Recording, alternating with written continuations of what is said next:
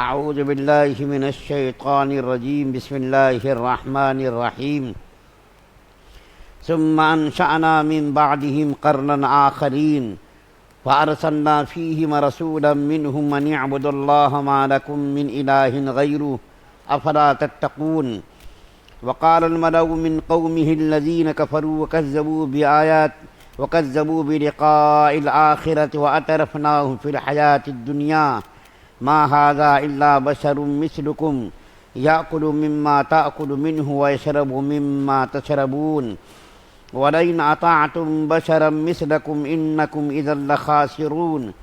أيعدكم أنكم إذا متم وكنتم ترابا وعظاما أنكم مخرجون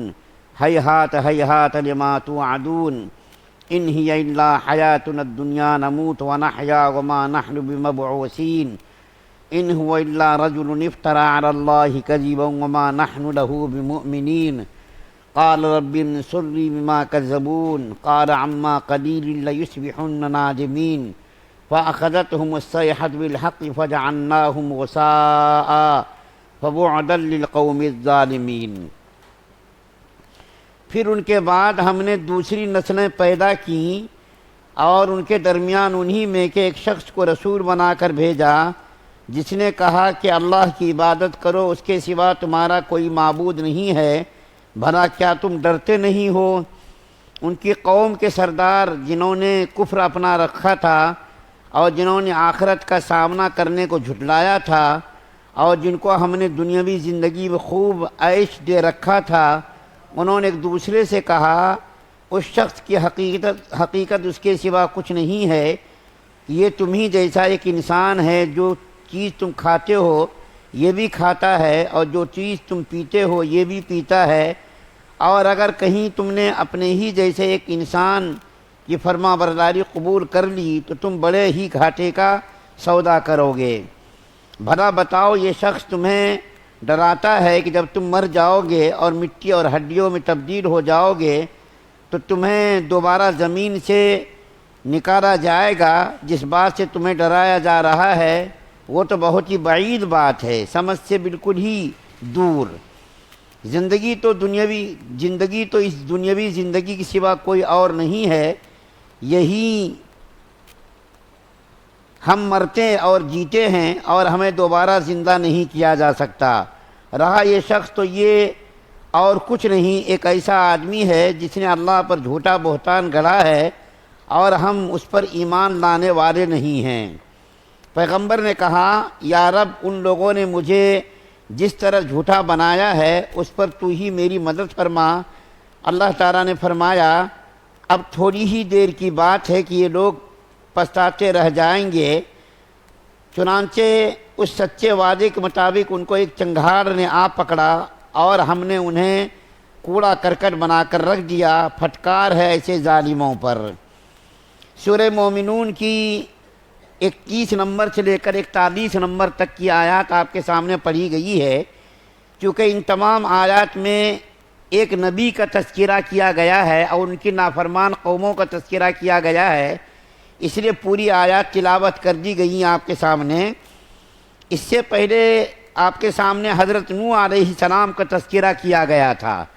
اور نوح علیہ السلام کا نام لے کر اس کی تفصیلات بیان کی گئی تھی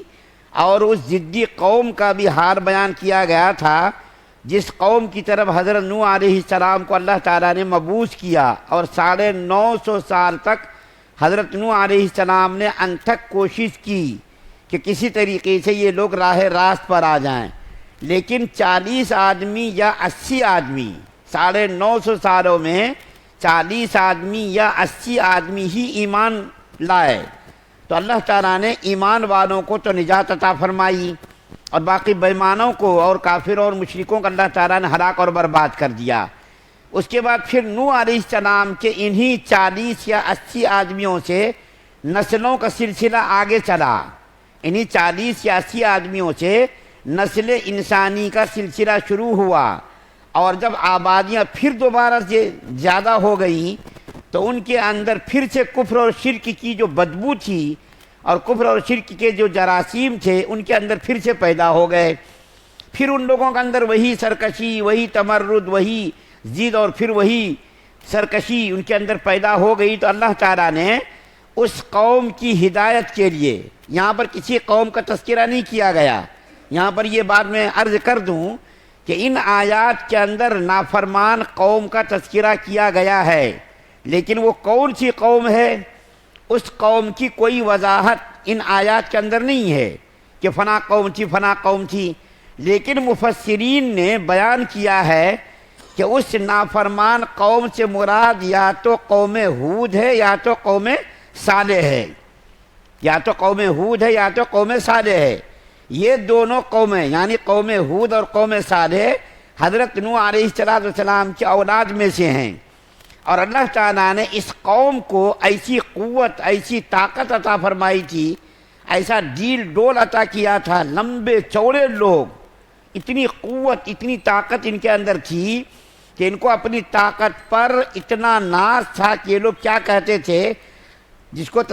کو اللہ تعالیٰ نے سورہ حامیم سجدہ میں بیان کیا، وقالوا منا اشد قوہ، یہ لوگ کہتے تھے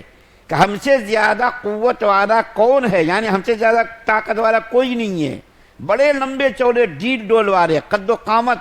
ان کی عجیب و غریب تھی، اور طاقت کا یہ عالم تھا کہ پہاڑوں کو ہاتھوں سے کھود کھود کر یہ مکانات بناتے تھے، یہ جو ہے فرنیچر وغیرہ بناتے تھے، کرسیاں بناتے تھے، کھانے پینے کی جو چیزیں ہوتی ہیں ان چیزوں کو، پتھروں کو تراش کر کے یہ لوگ بناتے تھے۔ ان کو اپنی طاقت پر بڑا ناز تھا، گھمنڈ تھا۔ تو اللہ تعالیٰ نے ان قوم کی، چاہے وہ قوم صالح ہو چاہے قوم ہود ہو یا قوم صالح ہو، ان دونوں قوموں میں سے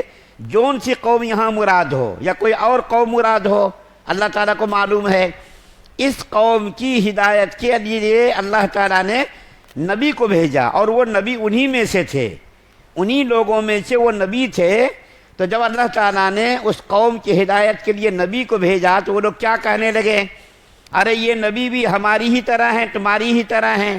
ہم جیسا کھاتے ہیں یہ بھی ویسے ہی کھاتے ہیں، ہم جیسا پیتے ہیں یہ بھی ویسے ہی پیتے ہیں، ہم جیسا سوتے ہیں یہ بھی ویسے ہی سوتے ہیں، جیسا ہم چلتے پھرتے ہیں یہ بھی ویسے ہی چلتے پھرتے ہیں، ہماری ہی طرح یہ بھی انسان ہیں،